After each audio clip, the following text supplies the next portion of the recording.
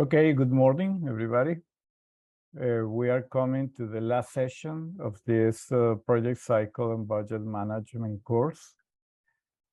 To successfully close the course, we need you to review the activities performed so that you can deliver the final version to the problem 3, of the objective 3, and the logical framework. So this is the activities we are going to talk in this session.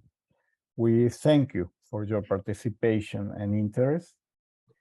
And we hope that this fourth session will be very interesting for you. I welcome Nicolo, whom we thank for all the effort he has made to prepare this course.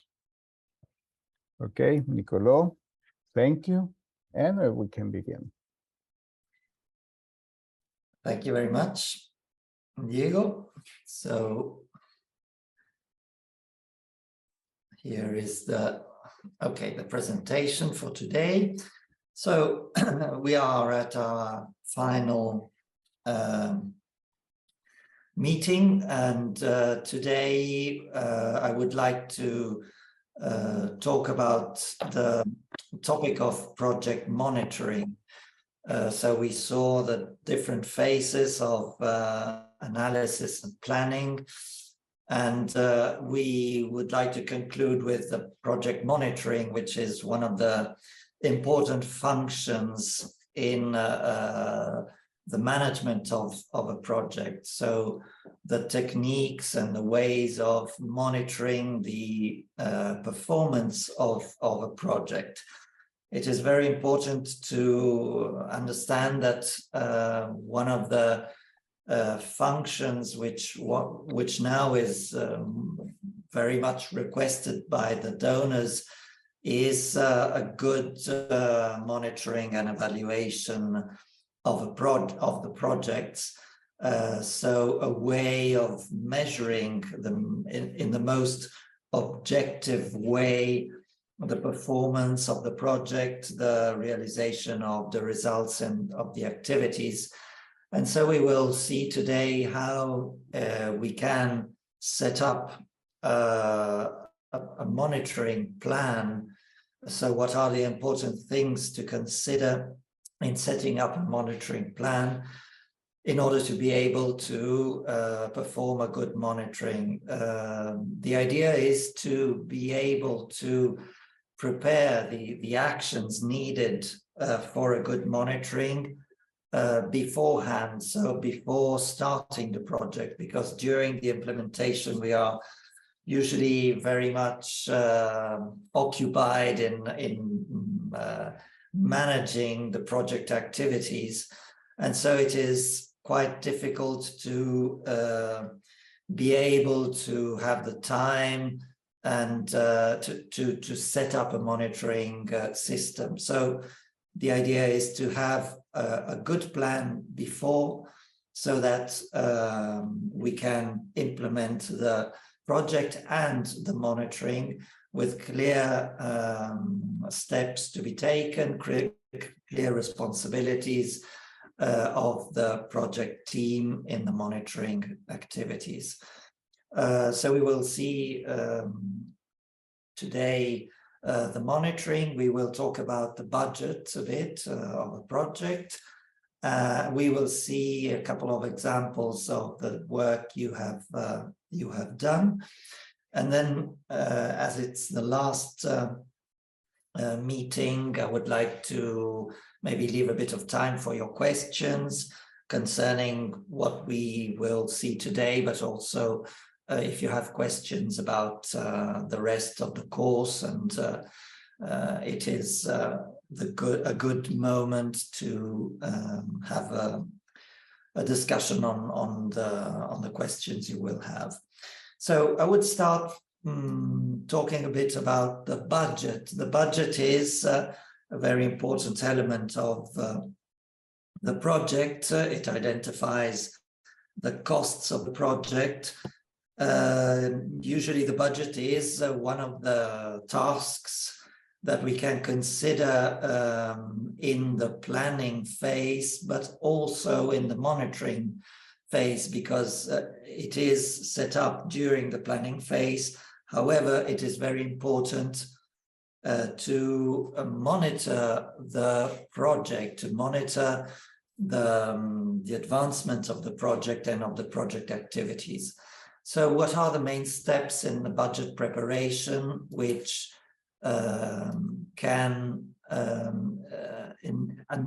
assure that the costs of the project are in line with the objectives and with the overall structure of the project? So the first phase, the first step is the identification of project activities, which is the last step of the project logical framework preparation, which you have done when preparing the activities of the logical framework. Second step is to calculate the costs of the activities. So each activity has specific costs that can be of different nature, like personnel, materials, consultants, rent of the office, rent of rooms that or other equipment that might be needed to realize the activities. So each activity usually can have some costs associated to the specific activity.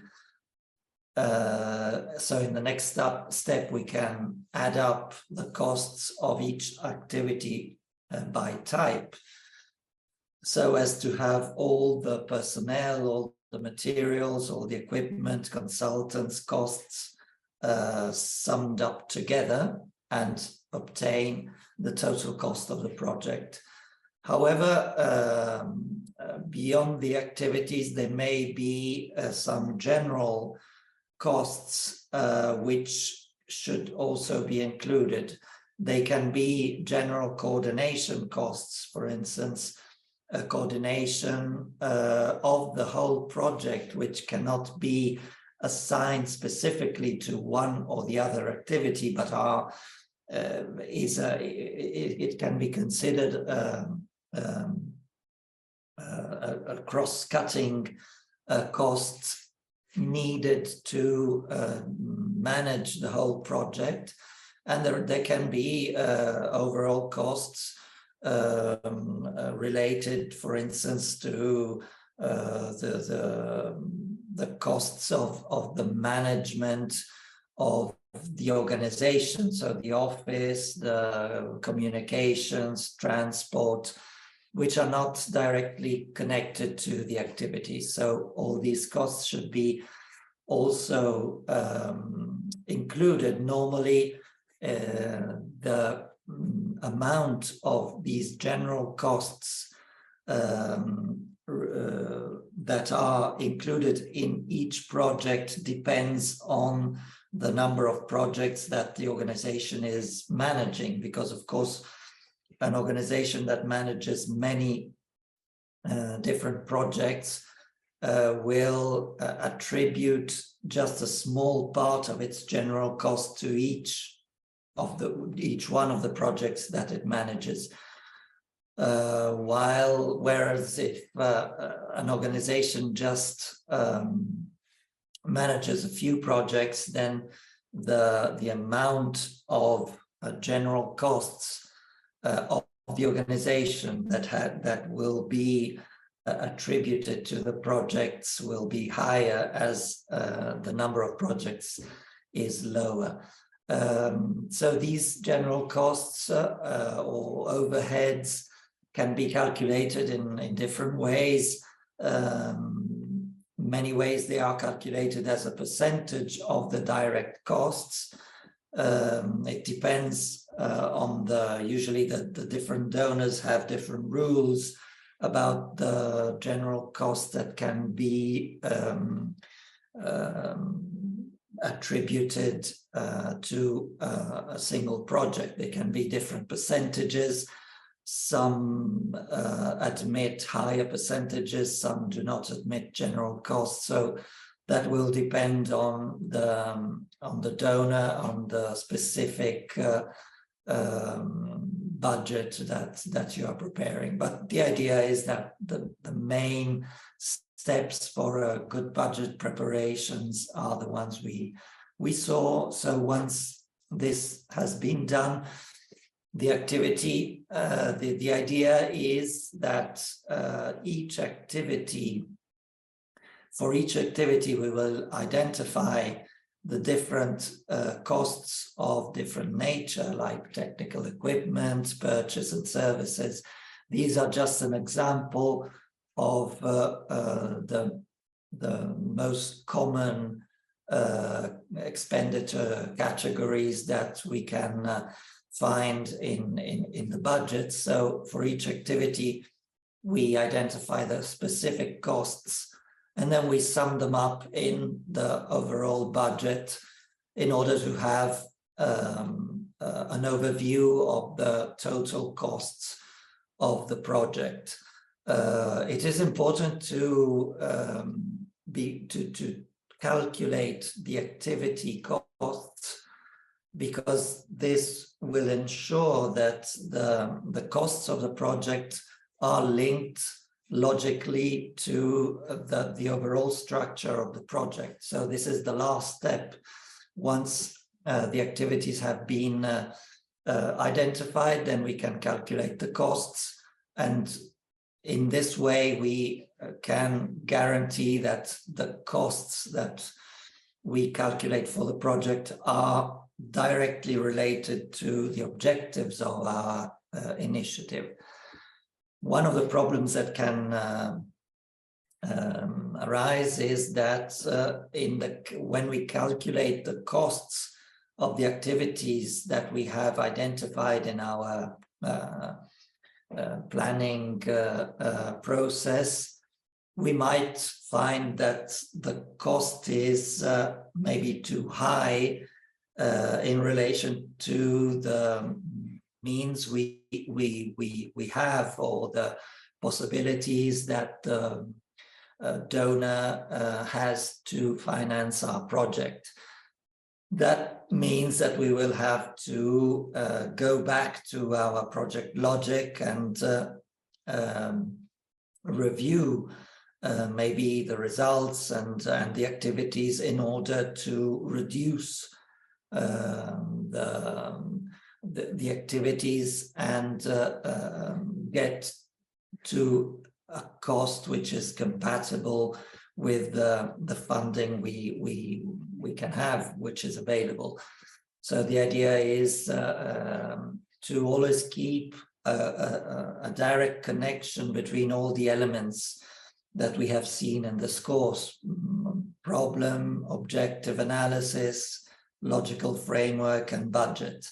So if all these elements should be connected and in line, because this assures and ensures that the overall logic of the project is a good logic, and all the elements are duly justified. This is one of the important criteria that are usually considered in evaluating a project.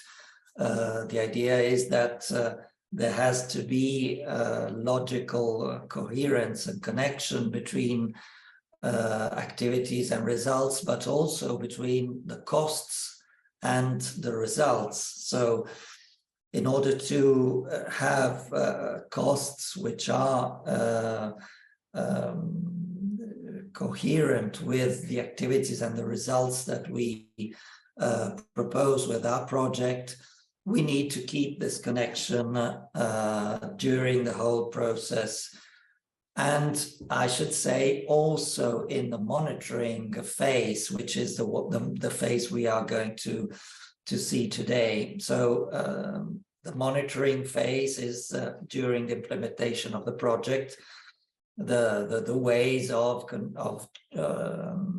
checking that the different activities and different results are met, but also that the costs of the project are not getting out of control. So we have to check that the costs are running as planned, and that the activities that are planned are feasible with the costs that we have planned. Then there may be cases where we see that the costs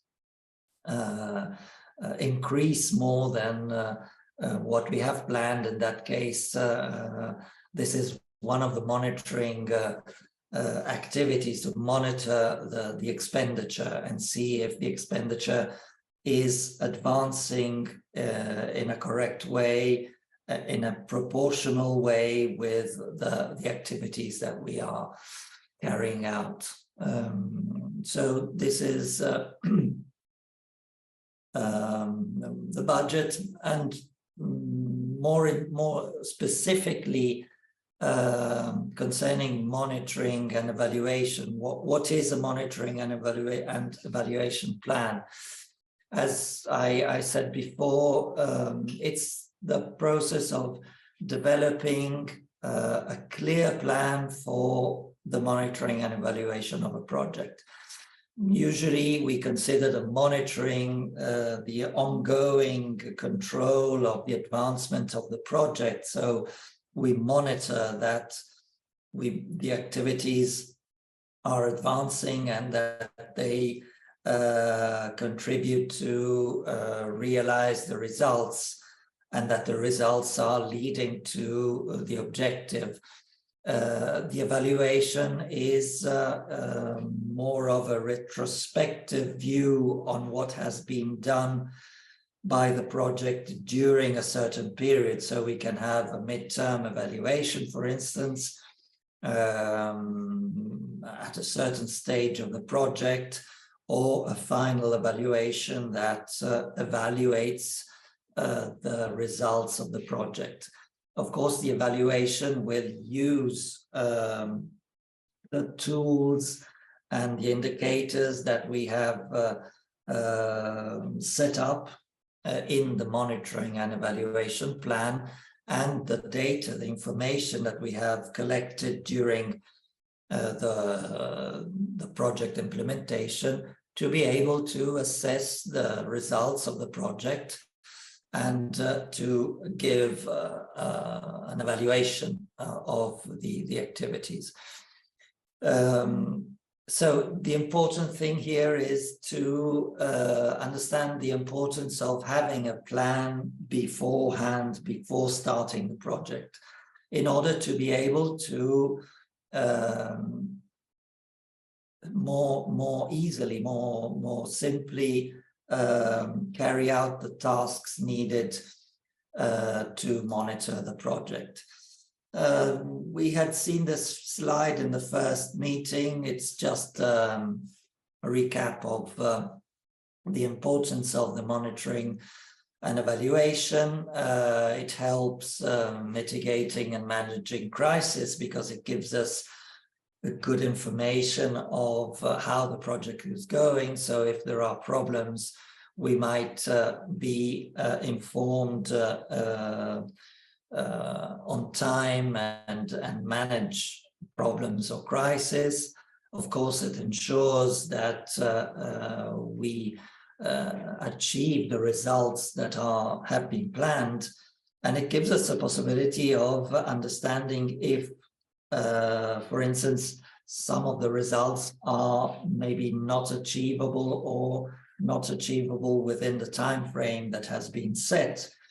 So in this case, there will be actions to be taken, for instance, informing the stakeholders, informing the donor, asking, for instance, for possible changes in the project structure. So having a good idea, a good picture of how the project is progressing helps us manage the project, manage also the relations with the different stakeholders. a good monitoring and evaluation plan is also, say, good monitoring activity is a good way of communicating with the stakeholders and other entities on the project. It gives us a good tool to inform how the project is performing, and it helps motivate the different stakeholders internally and externally. So it's important to that a monitoring plan is important for the project team, because it informs all the members of the team on how the different activities are performing, and it also helps inform externally, so give a picture of how the project is performing. And it ensures also that all the stakeholders or the members of the project team are responsible for their part, their tasks. So it gives each member of the team a clear idea of what has been done by all the different members of the team and the different organizations. So it really helps to give a good, clear picture of how a project is performing. How can we develop a monitoring and evaluation plan? Now, this is something which is, let's say, an addition to the logical framework, which has been the center of our course, but I think it's important to give an idea on the importance of the developing a monitoring and evaluation plan. Some elements of monitoring and evaluation are already contained in the logical framework, namely the indicators and the sources of verification. They are a part of the logical framework, but they also are an essential part of the monitoring system. We will see those more in detail, analyzing the characteristics of the indicators. But what are the steps needed to develop a good monitoring and evaluation plan? Well, first of all, have a clear idea of the program goals and objectives, which is the task which is already at hand if we have a good logical framework. The logical framework gives us a clear picture of goals and objectives and activities.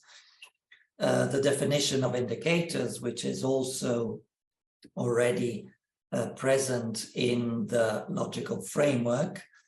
The indicators, we will see it more in detail, should be defined according to the level of results or of objectives that they want to measure. So there will be specific indicators for each level in the logical structure of the project. So we will have indicators for the results, indicators for the objectives.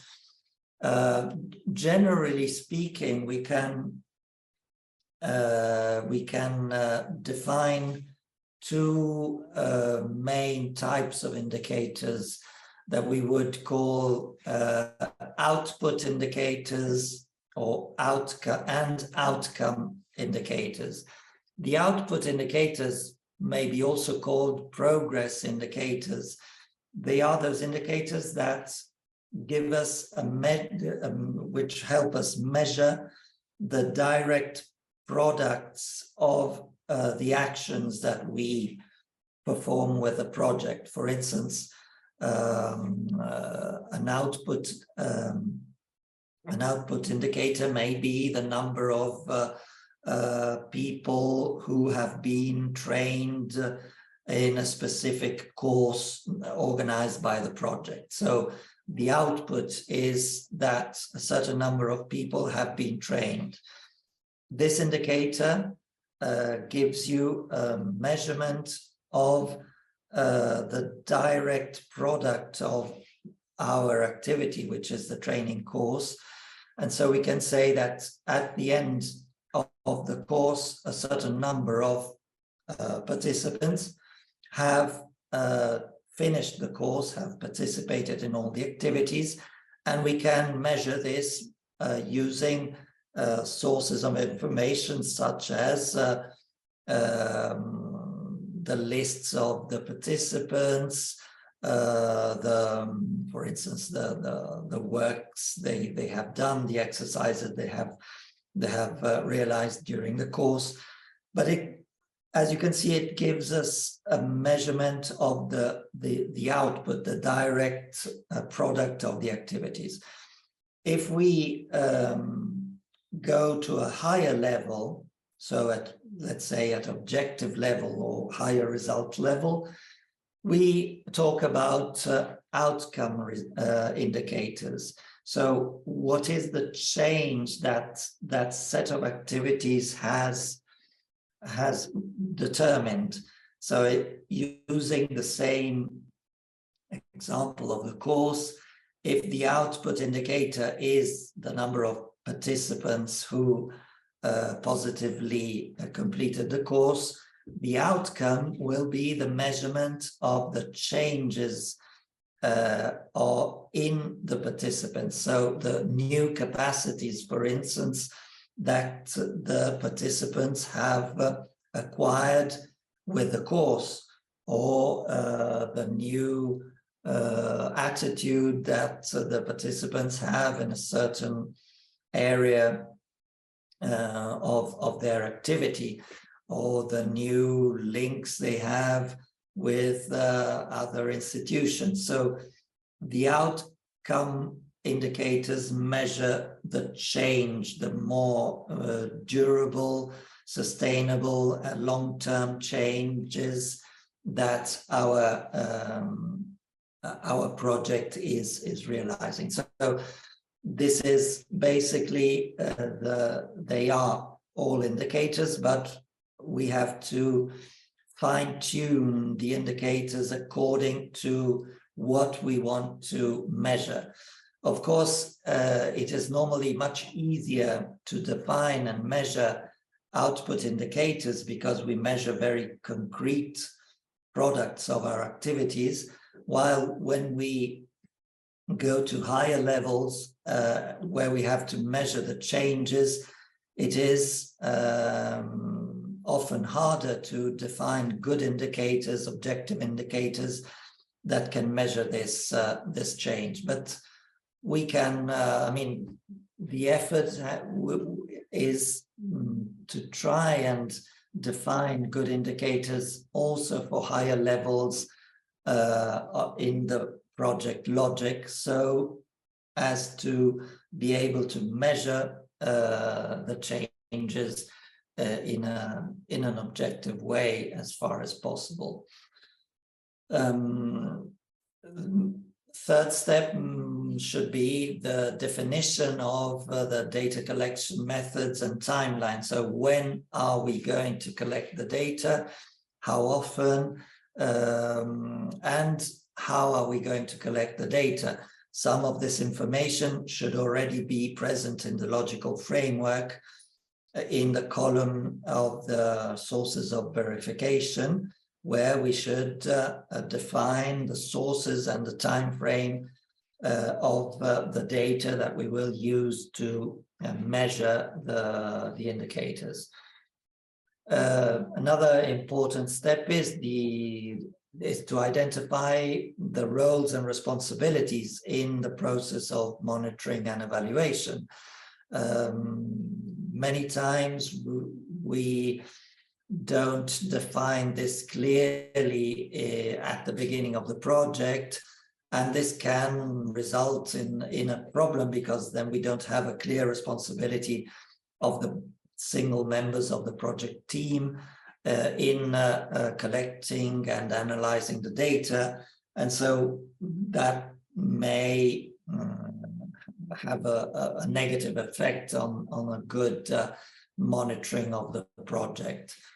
Create an analysis plan and reporting templates. This is also important to have a clear idea of how we are going to analyze the data that we are going to collect.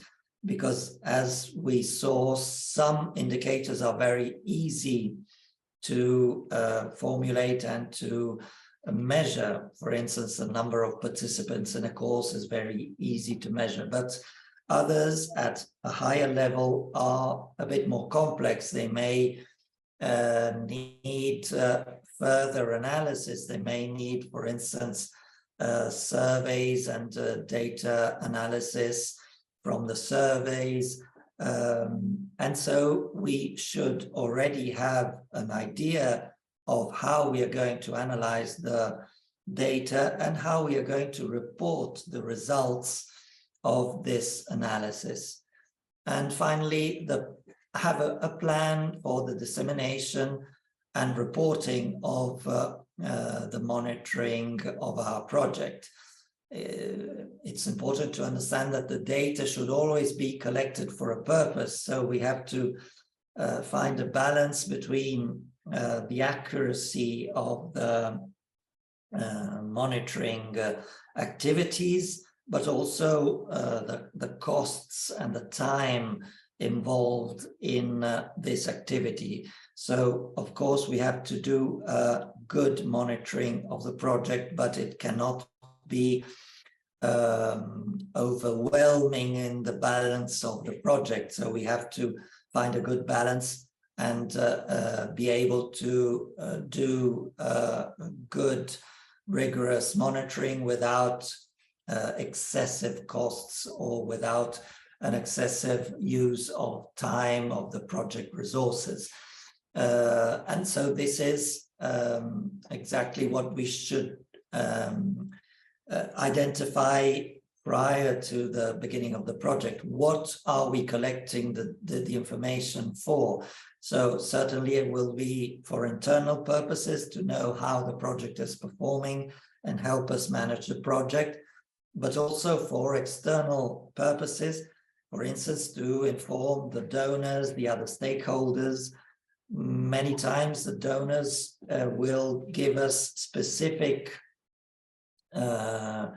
requirements concerning the monitoring of the project. They will want, for instance, periodic reports with data on the expenditure of the project, but also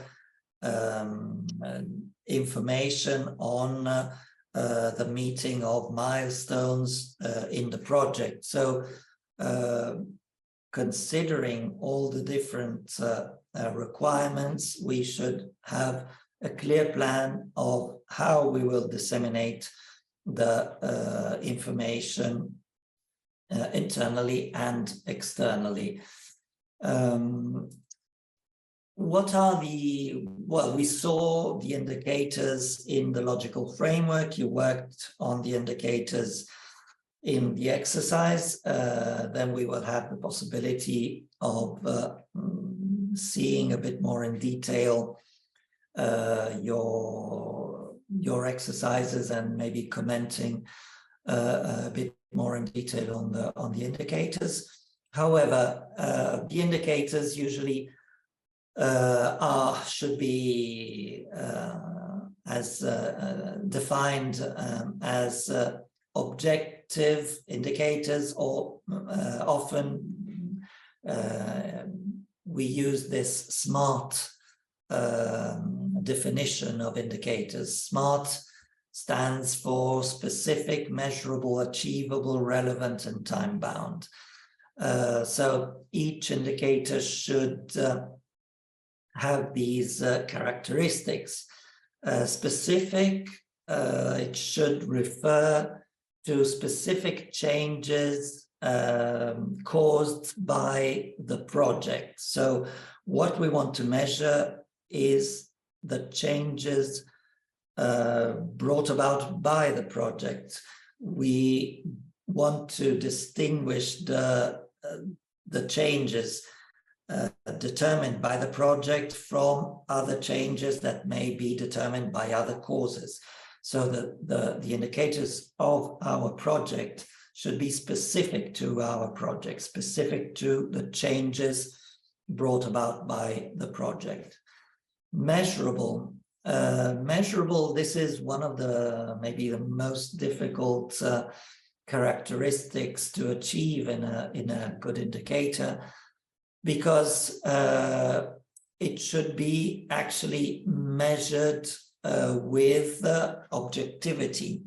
So if two different observers measure the same indicator, they should be able to obtain the same result. And measurable means giving a number to an indicator.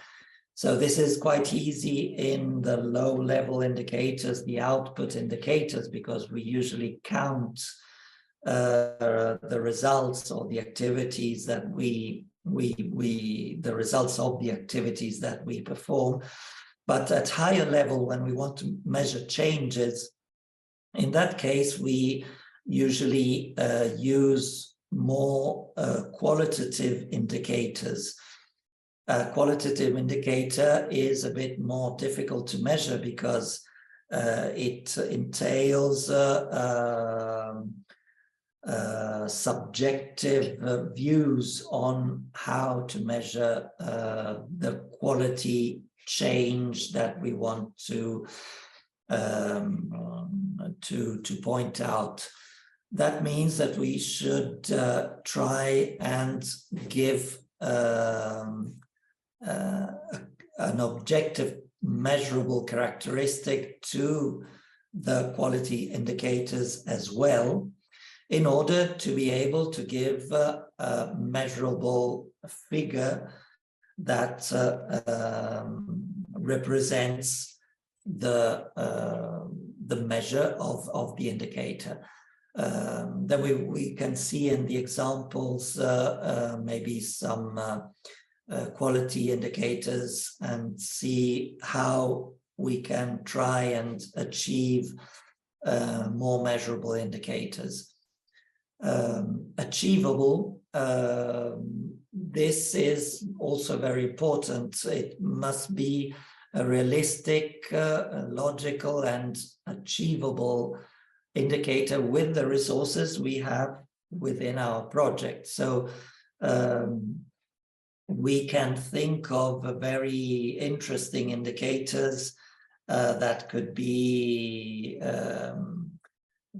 measured to assess the quality of our project, that maybe would be achievable, but with very high costs, and maybe with specialized human resources necessary to collect the activity, do the analysis.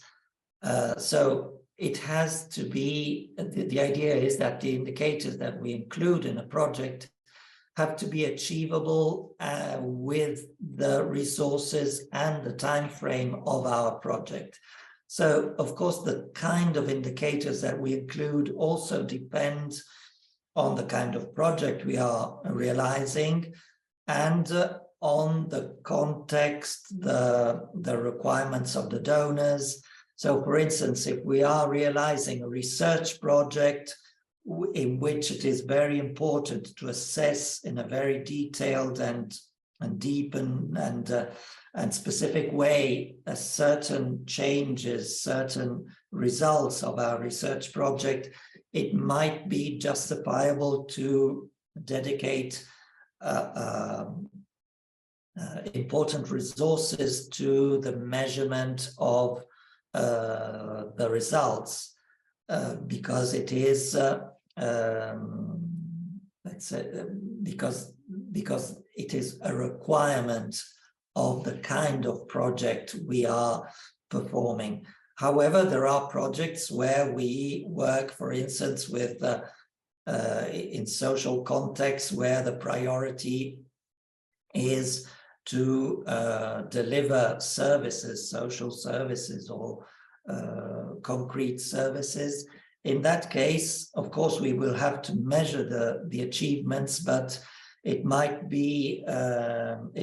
not be necessary to have very sophisticated indicators because they would cost too much in relation to the objectives of our project, to the priorities of our project, where the social services we want to give are the priority. So the idea is that they should be realistic and in line with the nature of the project. Relevant, of course, they have to be relevant to the different levels of results and objectives that we want to measure with our indicators. So they have to be specifically identified to be able to measure exactly the change, the result, the objective that we want to monitor. And finally, time-bound. As we saw in the first meeting, the project is defined as a set of activities oriented to an objective within a time frame and within certain costs that are defined at the beginning of the project. So all the activities of a project and the results are all time-bound. That means that the indicators should be as well time-bound. We should define the timing of the different indicators to be able to know when we will have to measure the different indicators. Just to have maybe a bit more information on the indicators that we will include in the logical framework. As we saw, the indicators often are defined as objectively verifiable indicators. That means that they should be as objective as possible and should be measurable by different people in different time frames and give consistent results. So as we saw, there are different levels of indicators. Some examples would be a percentage of population who live below poverty line, or number of training of or workshops conducted, number of children vaccinated, number of people who are graduated from university. As you can see, there can be an array of different kinds of indicators, more or less sophisticated. And the idea is that they should all be, as we saw, have those characteristics defined by that SMART chart. And of course, it's very important to define the means of verification. So this helps a lot in the planning, because lots of times we have a hard time in measuring the indicators because we are not sure of where we are going to get the data from to measure these indicators. This is why it's very important to have a clear idea before starting the project of which will be the source of information we will use to collect the information, and which will be the frequency of collection of information. The sources, the means of verification can be internal or external. So they can be means of verification internal within the project, for instance, the project documentation, as the different kinds of reports that the project produces. So within the project, we will be able to collect a good number of information that will help us to measure many of the indicators that we set. However, it is also important to include external sources of verification, because this gives us more objectivity and, I would say, more credibility to the project. Because if we measure the achievements of our project only with internal sources, that could be a bit biased, because we are measuring our own achievements, which of course is important, and we should do it in the project. However, if we can include some external sources of verification, that would really help in giving credibility, giving objectivity to our project.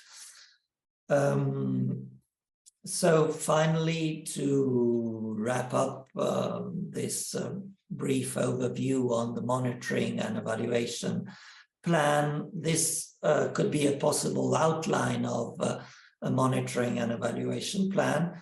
Some donors specifically require the production of a monitoring and evaluation plan. So in this case, it should be produced. However, if the donor does not require it, I think it's always a good practice to have an internal monitoring and evaluation plan, although it may be a very schematic one, but it should contain some key information, and the main information it should contain are outlined in this plan. So first of all, an introduction to the program. So what are the main components, the main components of the program? Basically, we have all this information in the logical framework, because we have program goals and objectives, the activities, and the logic, and of course the logical framework gives us a synthetic overview of the project. A clear formulation of the indicators. So indicators, sources of data, timing of the collection of the indicator, of the data to measure the indicators, and the responsibilities for the collection and analysis of the data. Some of this information is already in the logical framework. Maybe we should add a bit more about the responsibilities. So who is going to do the data collection, the data analysis, the reporting? This is very important to be prepared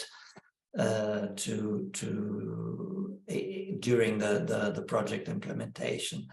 Roles and responsibilities. This is, of course, let's say a detailed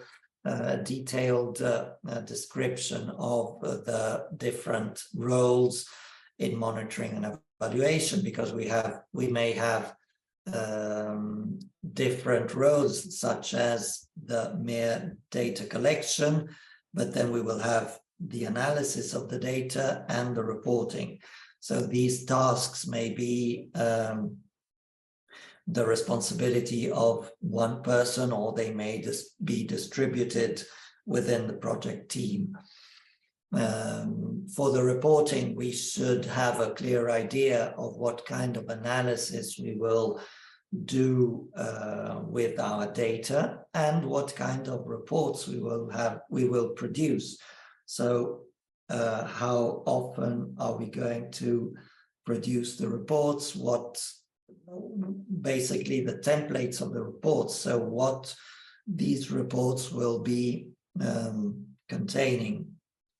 And finally, a dissemination plan, so a description, a brief idea of how and when the monitoring and evaluation information will be disseminated internally and also externally, so within the project team and outside of the project team to the other stakeholders. So with this outline that, as I said, could be a formal document because it is required by the donor, but in case it is not required, maybe an outline, a schematic idea of a monitoring and evaluation plan. This will help us perform the monitoring during the project in, let's say, in an easy and automatic way, while if we don't have a good plan, we might arrive, for instance, at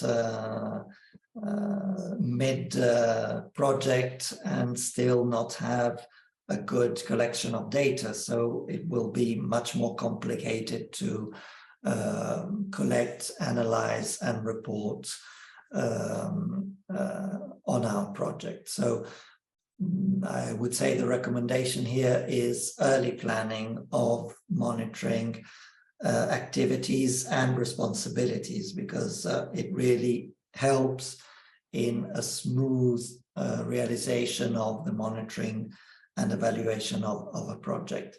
This is also applicable to the financial part, because of course a project has a budget, and the budget monitoring, the expenditure monitoring is key in the project management, because it gives us a very good measurement of the progress of the activities. If you recall, in the logical framework, in the means of verification at the activity level, we have the budget. This is because the expenditure is one of the key indicators of the progress of a project. The donors use this indicator a lot, so they really monitor the advancement of the activities through the expenditure. And it may seem strange, but many times a big problem of the projects is their inability to spend.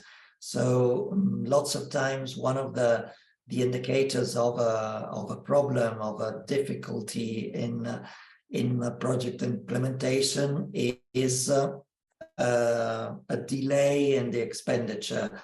And this should be carefully monitored, because if we have a delay in the expenditure, it means that something is wrong in the activities. So that's the first indication of a project moving on smoothly or having a problem. This is why a good accounting system to monitor the expenditure of the project with very specific timeframes is very important, because if we are able to monitor our expenditure monthly and know if we are in line or not with the expenditure of the budget, that will give us a very clear idea of how the project is performing. Then, of course, we will have to measure the more qualitative indicators concerning the results, the objectives. But the expenditure is a very important first way of understanding how our project is performing. So this was basically what I wanted to present on monitoring and evaluation. So before seeing the examples, if you have any questions concerning this topic or other things we saw during our course, you're most welcome to ask or to make your observations so that we can discuss. We still have about half an hour, so we can discuss on whatever you are interested concerning the course.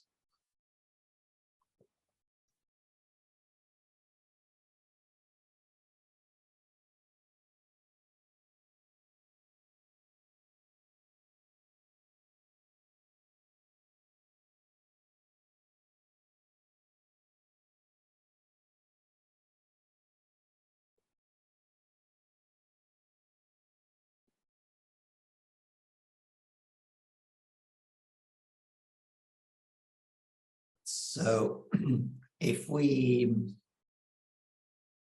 don't have for the moment questions, we can maybe see a couple of examples of your work that might give us maybe some more information on possible doubts or questions you may have. Okay, so this is one of the two exercises we received. Oksana. So this, well, first of all, thank you very much for the work you have done and really the progress in trying to optimize this logical framework. Unfortunately, I don't have the problem and objective analysis that are at the base of this framework. Well, the recommendation would be, as Diego said at the beginning, that when you prepare the final exercise would be to review the work, the three exercises you have done, considering all the elements that we have seen during this course, and try and optimize your work and send us the whole package in one file so that we have the different steps, objective and problem and objective analysis, and the completed logical framework with all the elements. Because this is really, I insist on this, is very important to always understand the importance of the link between the analysis of the problems, of the objectives, and the logical framework. It is all linked. It is all linked with the budget as well, and with the monitoring of the project. So so thank you for this work, which I've seen has had a very good dynamic of optimization. I still have a few observations, but it is important to understand that these observations this is a didactic work, so we are trying to understand how to optimize this tool that is the logical framework. So let's see a few things that I think could be optimized in this logical framework. First of all, the purpose or specific objective formulation. In this case, as you see, we have optimized the provision of complementary reception services dispersed through the territory for migrants and asylum seekers by attaching them to a single online platform. So this is okay. I mean, we understand what the objective is. We always have to remember that we should try and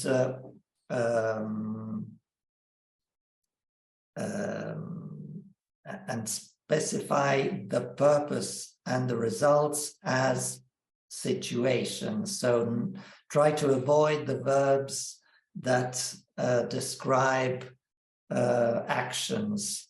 So, for instance, in this case, it might be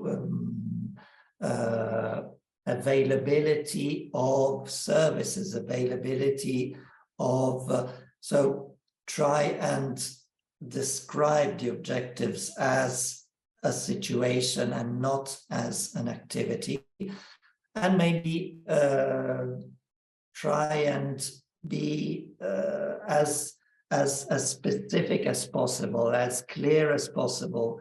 Always try and remember that who reads a logical framework outside of the project team does not know the context, does not know what you are very familiar with.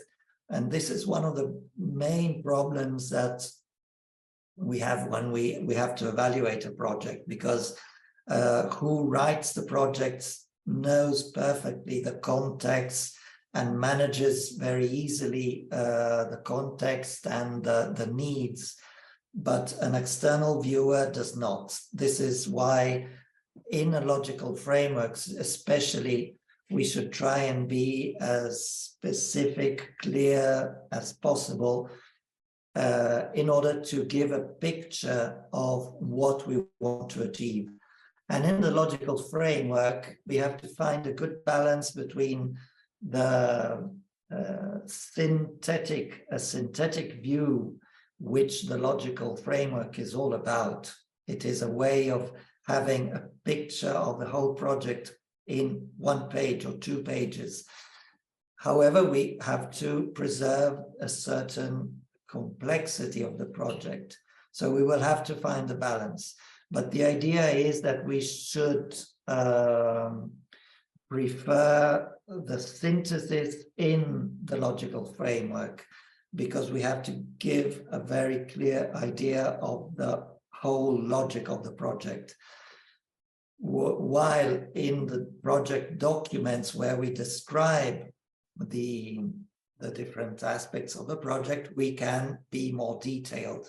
So we have to avoid those logical frameworks where you have maybe 5 or 6 pages of logical framework. That does not help understand the whole logic of the project. A logical framework should be very synthetic. So for the purpose, this may be one of the observations. In the results, well, I think as an external reader, that this first result, aggregated dispersed services in one online location, could be maybe clarified to be more specific and readily understandable to a reader who does not know the context. So what kind of services are we talking about? Just a few details to give a more clear understanding. Then, of course, if I read the activities, then I can have an idea of what kind of services you're talking about, of course. But you always have to think that, especially when you are sending a project to a donor, especially a big donor, they analyze a huge amount of projects, and the time that they dedicate to the project analysis is not a lot. I've been working for a foundation for 8 years, analyzing projects to be financed by the foundation, and we didn't have a lot of time to do it. And so all the instances in which something in the project structure is not clear, it takes time to understand, and you have to go and see maybe other parts of the project. And this really is not beneficial, and it gives a very, let's say, poor impression in who evaluates. While if each section of the project is self-explanatory, it really is clear, and it helps the reader to enter the logic of the project in a very clear way. This helps. So it's okay, but it's just a recommendation to always try and put yourself in the view of who is not, does not know the project. Well, the activities here, of course, this is very synthetic. I said the synthesis is very important. However, we have to check that the activities that are listed in the section of the activities are sufficient to obtain the results. So a question could be, are these few activities sufficient to get to these results? So we have to make sure that there is a direct connection between the activities and the results, and that all the activities needed are listed in the activities section. So always this balance between synthesis and completeness and complexity. Concerning the indicators, well, one technical observation on the logical framework is that basically at the level of the overall objectives, you should place the indicators at this level as well. So indicators should be placed at the overall objectives, while the assumptions are not required at this level, because normally we don't have a higher level in the project. This is why we don't put assumptions at this level, while the indicators are required at the overall objective level. Gaia, please. Yes. First of all, thank you for the feedback. Second of all, in the case of the indicators and source of verification to be put here, I had some difficulties to put them into place. So can you maybe make as an example of what shall be the indicators? Because the level is like super broad, since it's the overall objective. So we really didn't have an idea on what to be put here. Okay, yeah, sure. Thank you very much. This is a very good question. As I said before, the indicators of higher level are harder to identify, as you said, because it is much more difficult to measure something such as socioeconomic integration of refugees, because it's a complex reality, it's a complex change. So the idea here is to understand how we can, in an objective way, try and measure this indicator, this integration. So what do we, the first question I would ask myself is, what does it mean, a socio-economic integration? So we have social aspects, economic aspects. what is an indicator of an economic integration. For instance, employment could be an indicator of economic integration, but it also indicates a social integration in some way, because if I have a job, I am integrated in a working environment, in a social environment, and I also have an economic means that help me integrate. So, for instance, an indicator here could be the number of utilizers of our services who, within a certain time frame, have been employed or have had a job. This could be an indicator that gives us an idea of how the integration is taking place. Or we could think of social indicators, for instance, if there are social activities of the communities we are working with, or activities of exchange, for instance, with other groups, the participation in these activities could be measured. So how many people take are present, are active in, for instance, social networks of the beneficiaries we are working with.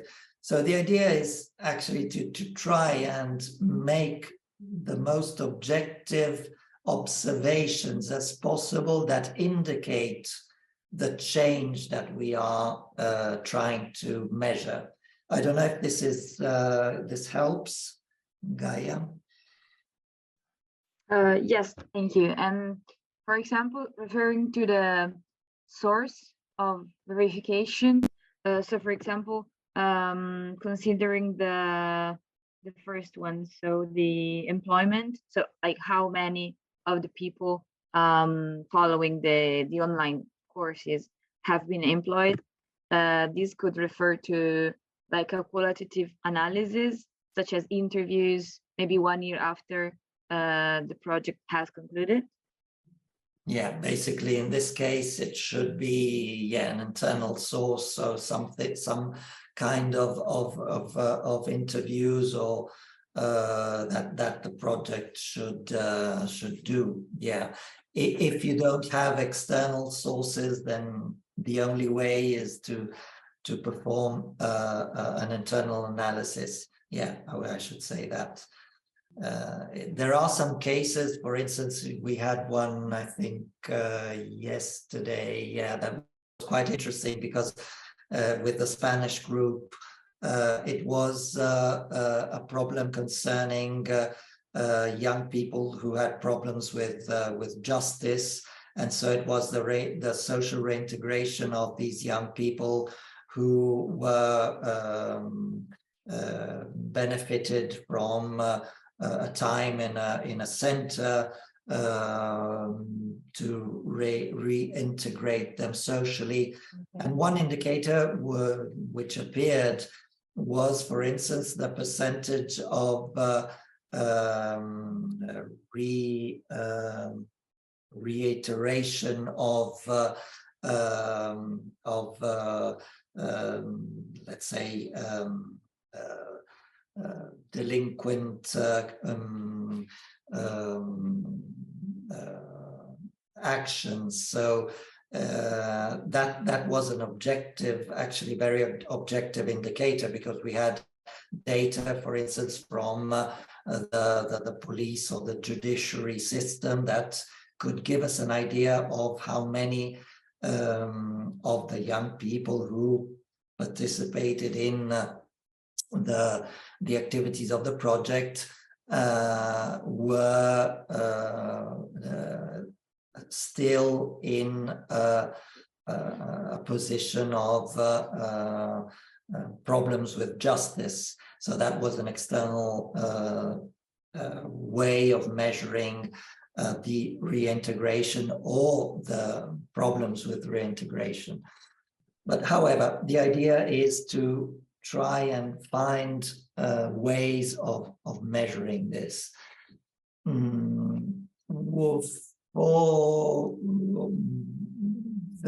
the other, let's say the other indicators, I think, okay, they are maybe a bit more performance indicators, more than outcome indicators. However, I think as the idea is to, the purpose of the project is the availability of these services, the idea, the measuring the availability and the use of the courses actually measures the project, the performance of the project.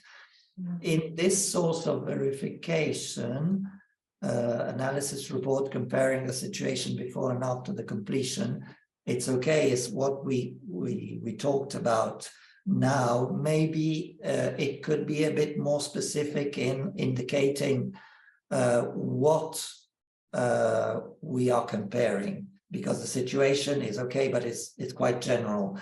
So the idea here, we can think about it, we can imagine what you are going to do, but if you just give a bit more of specificity, this really helps in reading the logical framework and giving credibility and saying, okay, this is what they're going to do, I understand.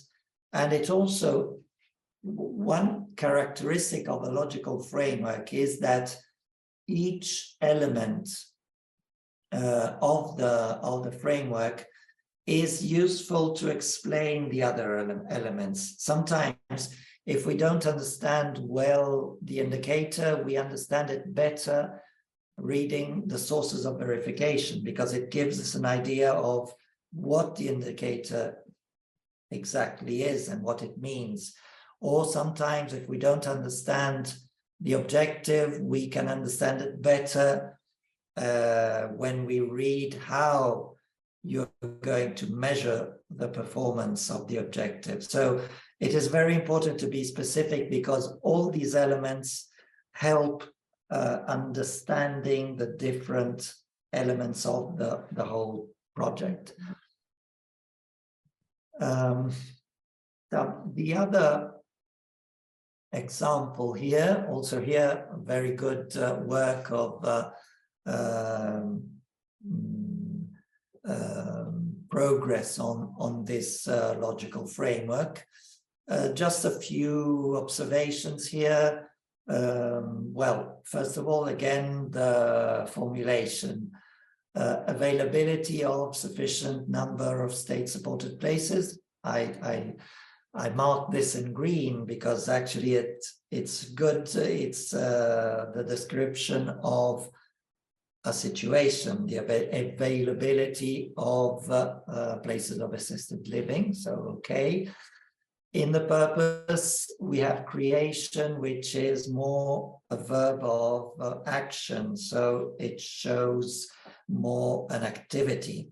So in this case as well, we should use a description that shows the change of the situation. So maybe, again, availability of would be more appropriate to better describe the change that the project will produce.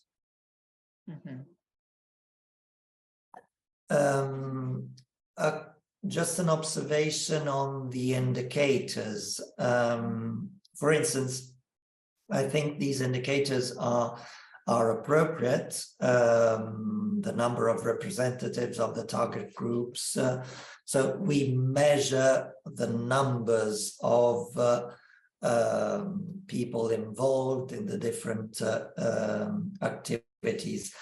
Or the methodology developed. So this is actually the number of representatives is an example of an output indicator, as we mentioned before. So an output indicator is an indicator that measures the direct product of our activities. So if we realize a training course, then we will have, for instance, 40 specialists who participate in the training course, and that measures the output of our activities.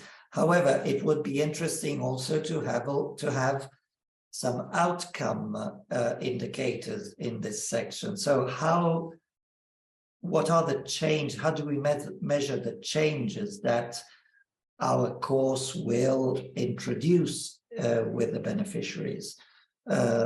So different levels of indicators, not only to measure the direct product of our activities, because we might have a 100% attendance in a course, which is a fabulous indicator, very nice. We have 100% people participating in all the meetings, but then no change in these beneficiaries, no new capacities acquired, no changes in their action within their environment. So in this case, the project would have not met its objective. So it is very important to try and specify also some higher level indicators, some outcome indicators, which are able to measure the changes of the project. I think Oksana, can you, she was. Yeah, I'm here. She left Okay. in a moment. I So- have technical problems for Yeah. some So meetings. maybe Oksana, I will just repeat this last thing because you might be interested in this observation. I don't know if you were able to hear the comments on the overall and purpose, Mhm. and maybe on these indicators. Were you still connected?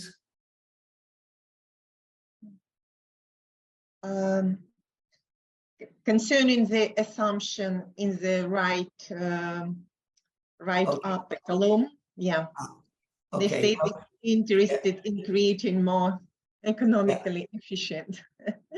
Our government is quite plurable, and some people said that they're interested, and some say that they're interested also, but not doing anything to realize it. Okay. So yes. It's not a mistake. It's exactly this the reflection of the situation. Okay, so this is very interesting because I think this can give us an idea of how the assumptions should be stated. Okay, of course we have a difficulty that you explained, that we are not sure if the government is interested or not. Now, what I have marked here is this is interested, because if you state this assumption this way, you assume that the government is interested in creating more economically efficient, but this of course is essential in getting to the overall objective. So if this doesn't happen, the overall objective is not achievable. So this is why I mark this is, because normally an assumption of this importance should be verified before the project. So we should be sure, at least we should have a good information that the government is willing to do what it should do. Then, of course, as you said, it may change its mind. Okay, but we should state this in a different way, because if we state it like that, we show that we really don't know if the government is interested or not, because we leave it as an assumption.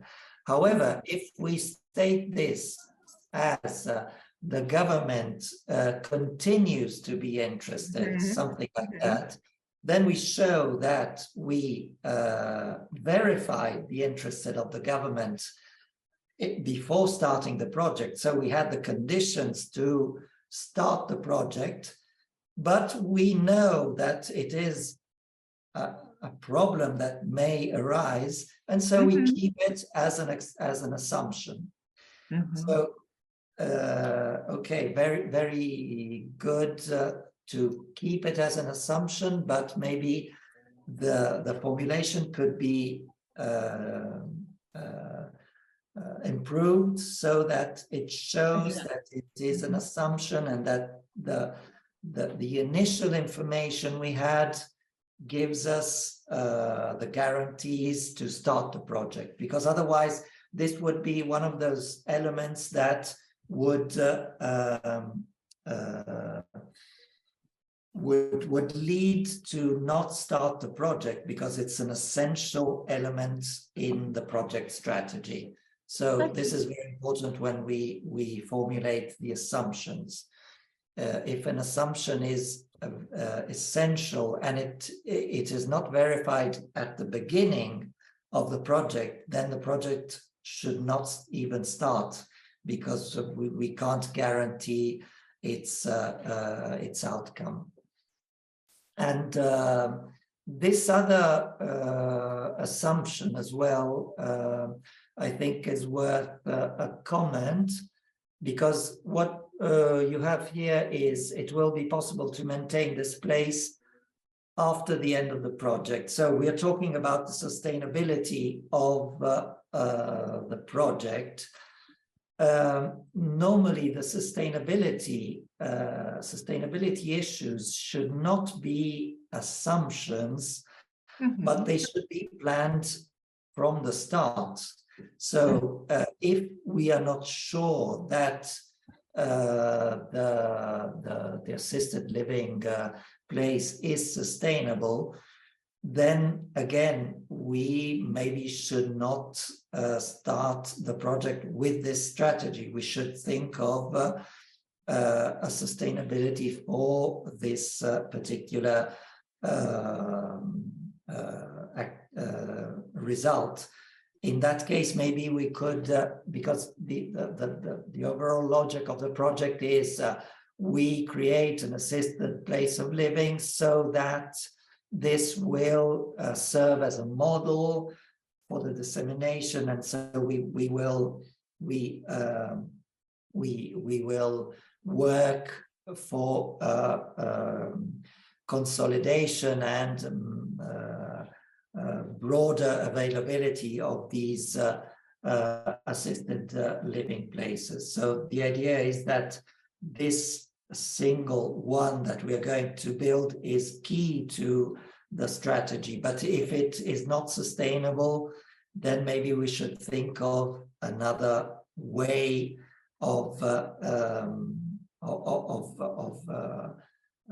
designing the strategy of the project, because we can't assume it. We should really be quite sure about the sustainability of our project, at least in the short or medium term. Of course, we can't plan for the next 50 years, but in the medium term, we should be quite sure of the sustainability, or else it would be counterproductive, because, for instance, if we create a structure and at the end of the project, this structure fails, is not sustainable, this is exactly a bad example. So it does not favor a broader adoption of this methodology. So just, it's okay. I mean, it's interesting that you have pointed out this problem. However, it should be placed in a different way. It's not an assumption. It should be dealt with in the appropriate section of the project concerning the sustainability. So the sustainability in the future. But Thank you course- very much for this No. comment. Mhm. Thank you for the work. I saw you really have progressed a lot on the project. It will be interesting in your final work to have the whole analysis all together. So problem, objective tree, and logical framework to connect the whole picture together. I remember about it, and I actually was willing to do an objective three, but very busy with the conference. Sure. Yeah, sure. But I think it's a good exercise. Thank you. Okay, other questions? So for me, I mean, I think we can consider this activity concluded. Okay, we have the Moodle platform to send the final activity. It's very important to close this course, and we are very happy. We are very happy to finish this session, and again, with thanks to Nicolo for all the orientations. We will be in contact. If you have some questions, you can you can email us by the email webinarvice@vice.org. And the idea is to finish the last activity and to send us, and we will see your final report. So thanks a lot. Thank you. Yeah, thank you very much. Thank you for your interest in this course. It's been interesting for me to work with you and to see the progress and all the very interesting observations and questions. Yeah, thank you very much. Okay, and we finished. Thank you a lot. session.